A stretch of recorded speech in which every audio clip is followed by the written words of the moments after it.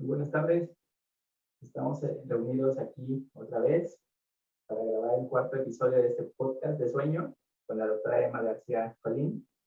Doctora, muchas gracias por aceptar la invitación. Sí, muchas gracias por contemplarme para estos episodios y pues gracias por invitarme.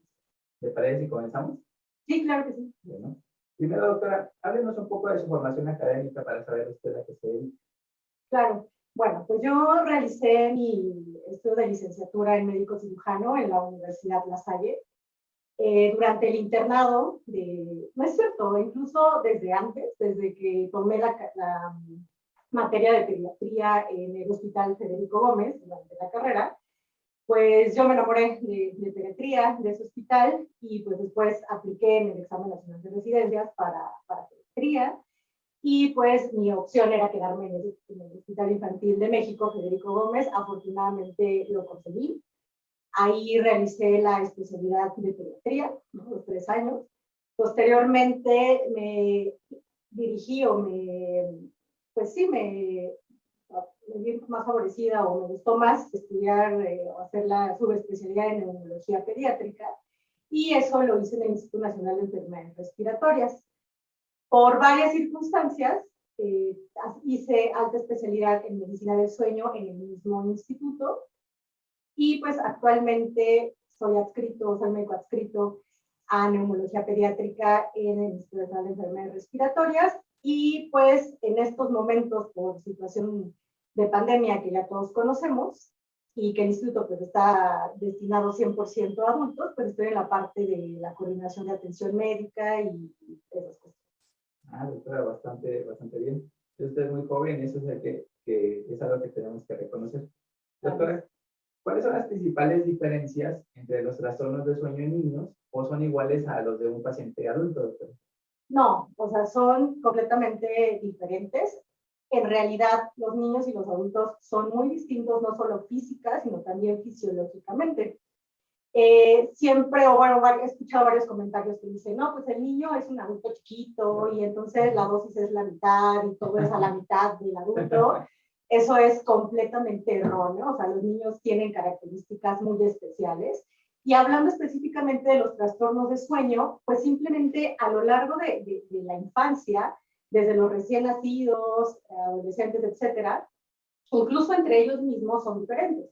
Por ejemplo, las variables fisiológicas como la frecuencia cardíaca, la frecuencia respiratoria, los niveles de saturación de oxígeno, de dióxido de carbono, es más, la cantidad de duración de las diferentes etapas de sueño son diferentes a lo largo de toda la vida, no solamente en esos dos grupos, ¿no?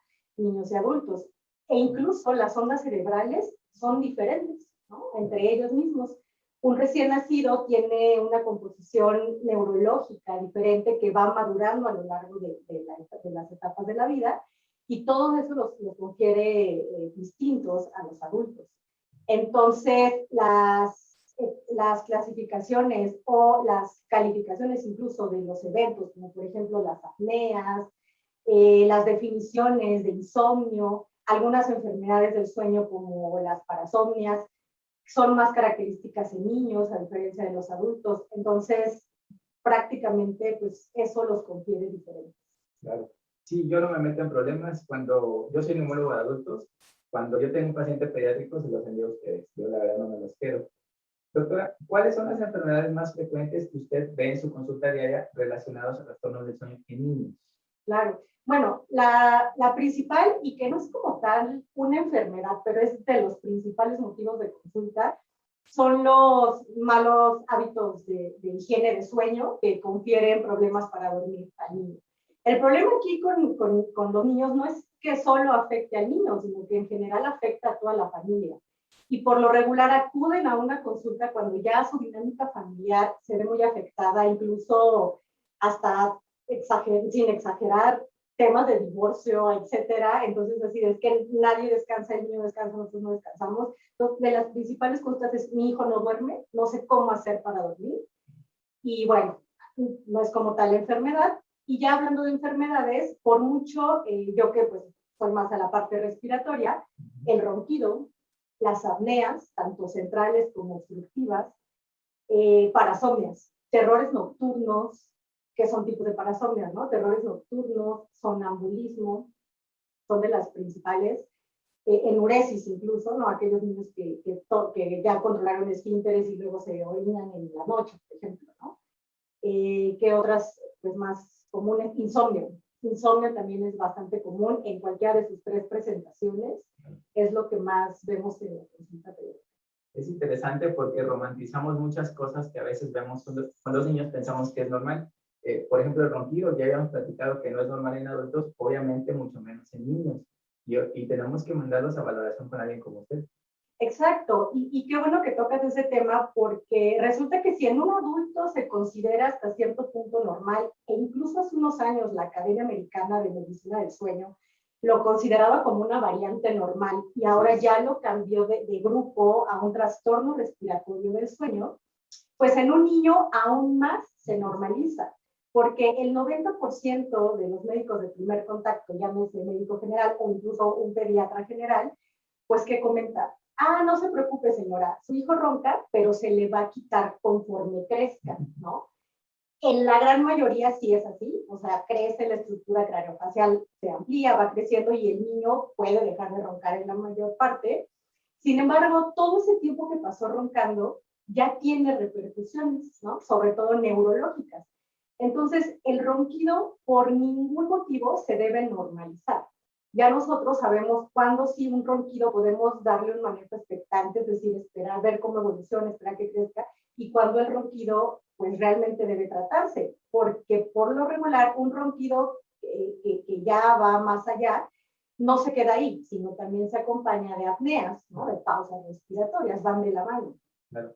Y ahí toca un punto importante. ¿Cuándo es momento de que un papá tiene que llevar a un niño a revisarlo con usted? ¿En qué momento? Y bueno, hablando en general de los trastornos de sueño, resulta que los papás tenemos un chip intuitivo, ¿no? Algo ahí ya en nuestra genética que se detona cuando somos padres. Y entonces nosotros sabemos cuando algo no anda bien con nuestros hijos, de cualquier cosa. A pesar de que la demás gente, familiares, amigos, vecinos, comadre, etcétera, nos digan, no, no te preocupes, eso se le va a quitar. A mi hijo también le pasó, al vecino también le pasó, y míralo, ya es médico, lo que sea. Pero muchas cosas pues pueden ser normales, nunca debemos comparar a un niño con otro, incluso ni siquiera entre los propios hermanos, ¿no?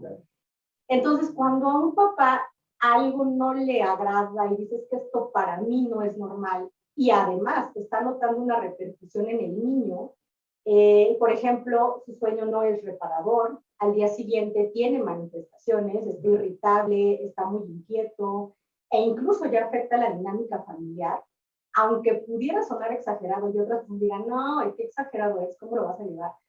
No, ese es el momento ideal.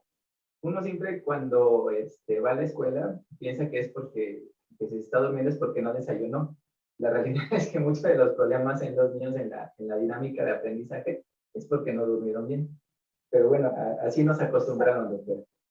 Doctora, ¿cómo se ha modificado la dinámica de atención de los trastornos del sueño en la pandemia actual de COVID-19, particularmente en su caso con los niños? Bueno, afortunadamente la mayoría de los trastornos del sueño, yo diría que el 90%, tienen esa característica que se pueden evaluar vía remota, porque se diagnostican en su mayoría por medio del interrogatorio bien dirigido, cuando son problemas pues, más generales, cuando no hay algo orgánico, es decir, no hay algo neurológico, algo respiratorio, algo en el organismo que realmente ocasiona un trastorno de sueño, se puede ver perfectamente vía remota y de hecho de un año y medio para acá, las consultas vía remota por problemas de sueño han incrementado mucho, muchísimo. Justo por el confinamiento, la exposición en exceso a las pantallas con las clases en línea, la disrupción de toda la rutina, no solo rutina de sueño, sino una rutina diurna, donde ya no tenemos los mismos horarios de alimentación, etcétera, que todo eso influye en nuestros sueños. Entonces, creo que es una muy buena herramienta que llegó para quedarse, no solo en época de pandemia, que es uno de los trastornos que se pueden seguir evaluando de esa manera. Incluso he valorado niños, no sé, de Ciudad Juárez, de estados lejanísimos de la República, que si yo quisiera valorarlos presencialmente, pues sería muy complicado. Y me atrevería a mencionar incluso, pues, de otro país, o sea, de Latinoamérica, de otro lado. Claro, hay ciertos grupos de niños que sí necesitan una valoración presencial, pero bueno, con todas las medidas que ya conocemos se puede hacer, sobre todo aquellos niños con enfermedades crónicas respiratorias que ya son candidatos a un uso de ventilación mecánica no invasiva o incluso a través de traqueostomía. Bueno, esos niños, que son un grupo pequeño, pues sí tienen que verse presencialmente. Y si de por sí son pocos los neumólogos pediatras, imagínese un neumólogo pediatra especialista en sueño.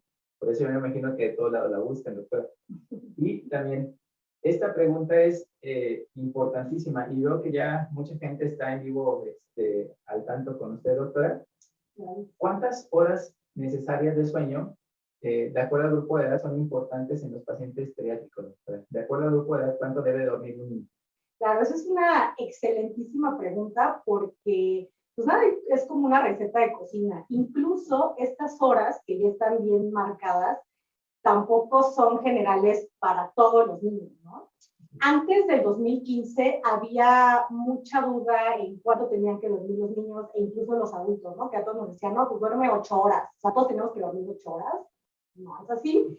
Y entonces, afortunadamente, en 2015, la Fundación Nacional de Sueño, que son un grupo de expertos, somnólogos, se reunieron para acordar las horas de sueño necesarias, pero no solamente arbitrario, sino ver cuál es lo necesario para tener una arquitectura de sueño completa, dependiendo de la duración de las etapas de sueño por cada edad.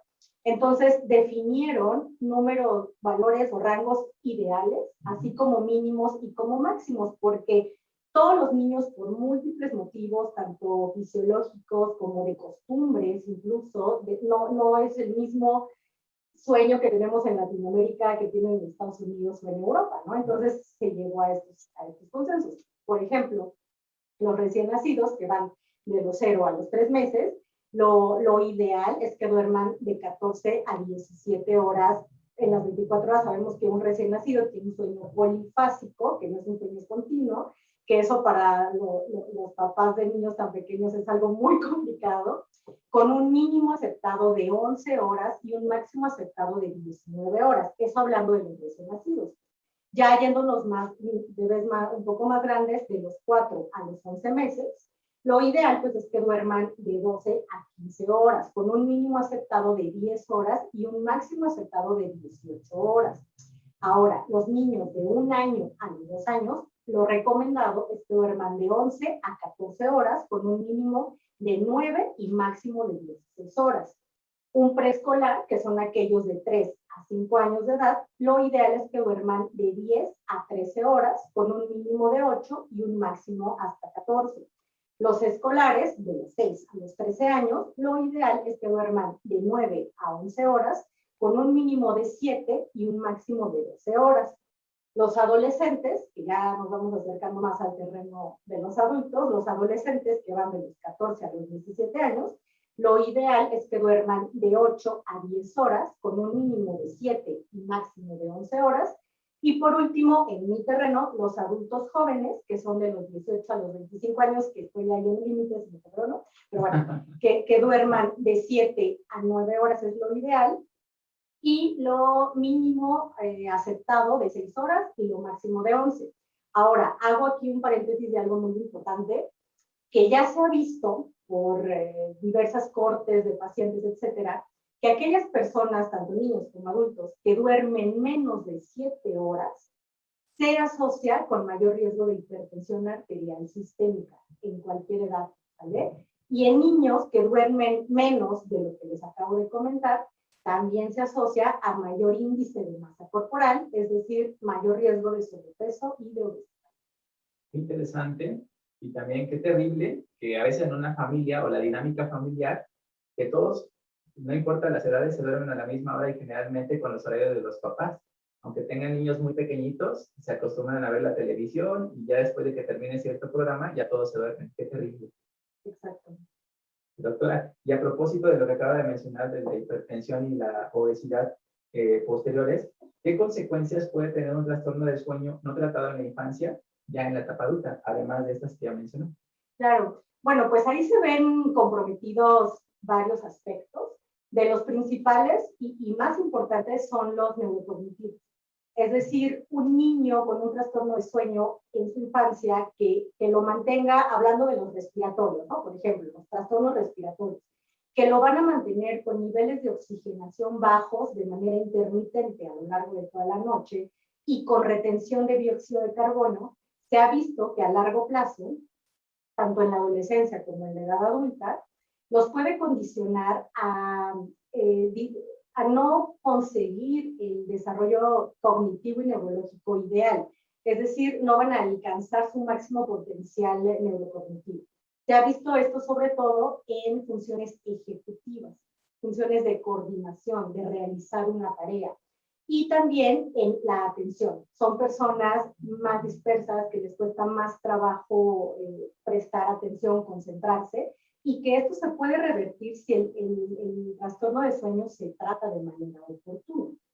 Eso a nivel neurocognitivo. A nivel metabólico, pues ya decíamos sobrepeso, obesidad, o nos podemos ir del lado contrario. Nos puede condicionar falla de medro, es decir, alteración en el crecimiento y en la ganancia de peso. Son niños que se van a quedar más chiquitos, no van a alcanzar su talla adulta esperada. A nivel inflamatorio, si son niños que tienen algún problema de atopia, de alergia, va a ser más difícil que se controlen a cualquier edad. Van a ser de esos adultos con asma, con rinitis alérgica, que siempre están con tratamiento, con crisis asmática, etc. A nivel cardiovascular, ¿no? Decíamos la hipertensión, pero también la disregulación cardiorrespiratoria, mayor riesgo cardiovascular en general. Y pues prácticamente son los principales consecuencias. Son bastantes, y uno ni siquiera podría enumerar todas las demás que faltan, pero creo que los pediatras son los que contestan la pregunta ¿para qué sirve el sueño? Ahí nos podemos dar una idea que tiene múltiples funciones, particularmente en los niños que están en crecimiento y desarrollo. Doctora, ¿cuál es el papel del pediatra en la identificación y referencia de un niño con trastorno del sueño? Vamos a hablar del pediatra en general. No, pues tienen un papel fundamental.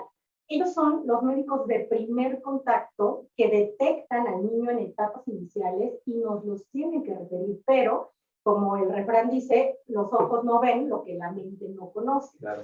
Entonces, se debe volver una rutina, un hábito, preguntar en cualquier consulta médica hábitos de sueño, ¿no? O sea, si el niño va por cualquier cosa, ¿no? Por crecimiento, desarrollo, por control, por una rinofaringitis, la causa que ustedes quieran, así como preguntamos cuánto pesó al nacer, qué Apgar le dieron, que son preguntas básicas para los pediatras, así también debemos acostumbrarnos a preguntar hábitos de sueño, a qué hora va a dormir, a qué hora despierta, cuántas horas duerme en total, cuántas horas se expone a dispositivos electrónicos, ronca, hace pausas para respirar, moja la cama todavía.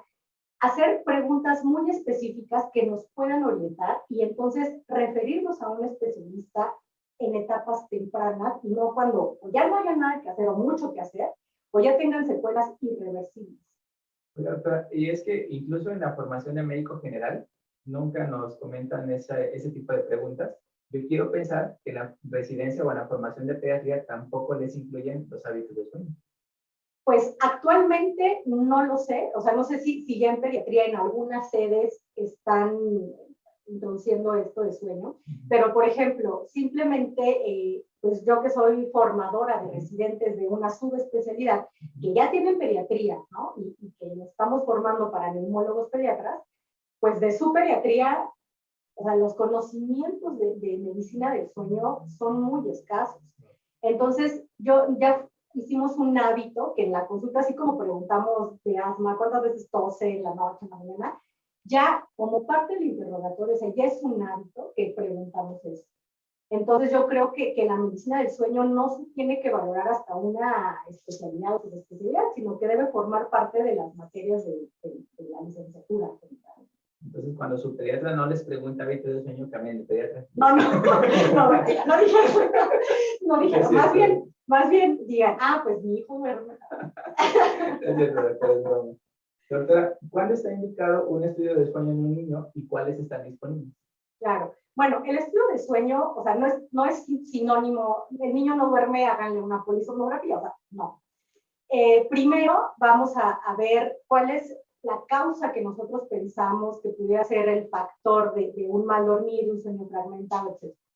Si sospechamos que la causa es una causa orgánica, es decir, que hay un factor anatómico o una enfermedad ya como tal que lo esté ocasionando, entonces sí debería una polisomnografía.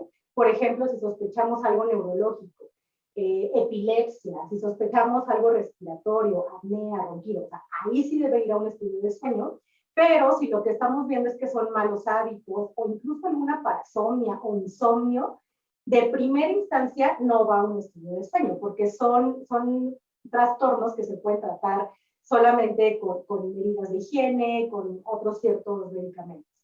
Los estudios de sueño disponibles, por mucho, pues la polisomnografía, que es el estudio ideal para valorar un trastorno de sueño en niños, pero también existen estudios simplificados, estudios más sencillos, simples que se pueden hacer incluso en domicilio, para valorar trastornos respiratorios 100%, que es la conocida como poligrafía respiratoria, aunque pues ahí deben saber, y hacer ahí un paréntesis, que deben ser niños bien seleccionados, el equipo que se use tiene que ser un equipo adecuado, no cualquier equipo para poligrafía, pero estas decisiones pues sí las debe tomar un especialista en medicina del sueño. Claro. Al principio pensábamos que solo la polisomografía era el único estudio disponible para los niños. Qué interesante y qué importante saber que existen alternativas. Exacto. Doctora, ¿qué es el Encuentro Nacional de Medicina del Dormir? Cuéntenos. Bueno, pues el encuentro es uno de mis eventos particularmente favoritos a lo largo del año. Pues es un evento multidisciplinario que engloba múltiples especialidades, ya no solamente lo respiratorio, porque debes saber que esto empezó en el INER, con la Academia Mexicana de Medicina del Dormir, muy enfocado a los trastornos respiratorios e incluso también muy enfocado a adultos.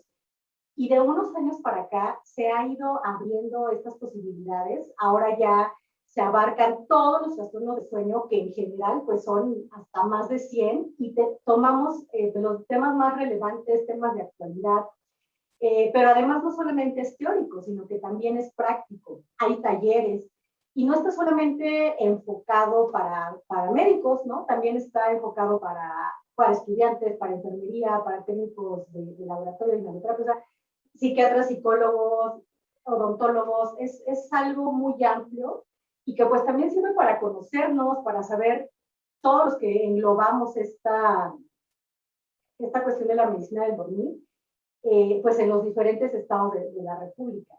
Entonces creo que es un evento muy interesante. Este año me toca coordinar el módulo de pediatría, y pues tengo el agrado de comentarles que pues van a estar invitados internacionales. Yo podría decir que para mí uno de mis ídolos, aunque podrá sonar como muy ñoño así de, ay, mi ídolo no es un cantante, no es alguien más, no es un actor. O sea, mi ídolo es un pediatra neumólogo de Estados Unidos, es somnólogo, especialista en sueño, que se llama David Gozal, que además es un ser humano extraordinario, o sea, es como un genio, ¿no? O sea, habla 3 idiomas, sabe muchísimo, ha hecho muchísima investigación en niños. Entonces, pues ya es el segundo año consecutivo que nos acompaña en el encuentro, y para mí es un placer. Está la doctora Lourdes del Rosso, que también es de Estados Unidos, y ella nos va a hablar del síndrome de sueño inquieto, ¿no? Que lo acaban de meter a la... Nos quedamos en la parte final, doctora, de que usted, además de coordinar el módulo de neumología pediátrica, usted también participa en el taller de abordaje simplificado de la obstructiva del sueño. Y creo que su punto de vista de un pediatra en la aplicación de la poligrafía respiratoria es muy importante. Exacto, porque como decíamos, el estudio ideal pues es la polisomnografía, y bueno, este estudio que también lo podemos utilizar, pero bueno, hay que saber que estos equipos de poligrafía respiratoria, que son solo para detectar trastornos respiratorios de apnea obstructiva, pues fueron diseñados para adultos. O sea, no hay un equipo 100% para niños. Más bien utilizamos los de los adultos en niños, pero como ya decíamos que no son lo mismo por donde quiera que los veamos, debemos de saber qué indicaciones precisas hay para utilizar este equipo específico en pacientes pediátricos y a partir de qué edad, de qué peso, cómo se ve, etcétera.